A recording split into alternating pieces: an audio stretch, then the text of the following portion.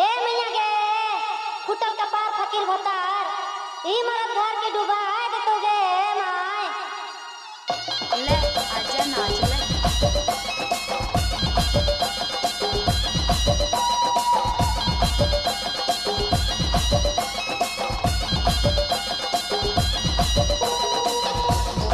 DJ DJ DJ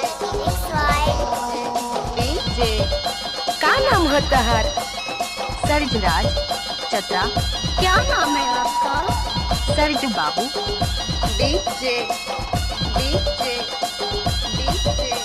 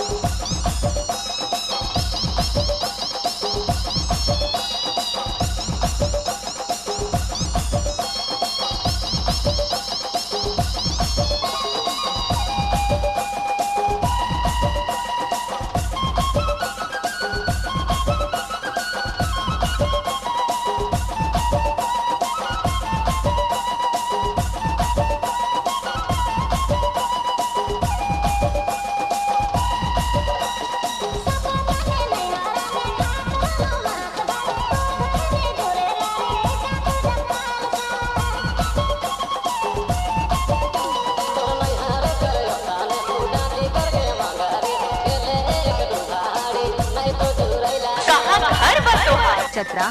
कहाँ से ढूंढकर लाते हो तुम ये सब? और आगे से क्या? अरे ये सब क्या? अच्छा अच्छा आप सुन रहे हैं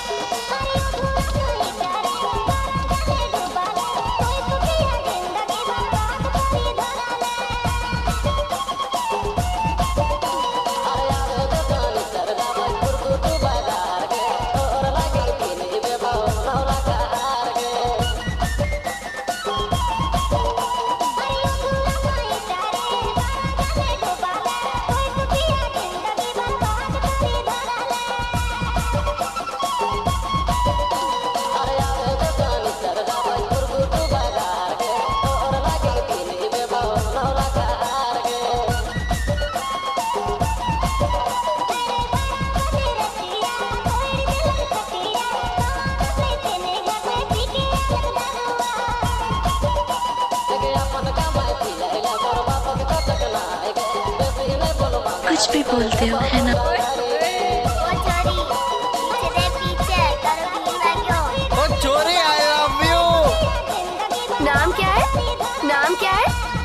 सरजराज चतरा सरजराज चतरा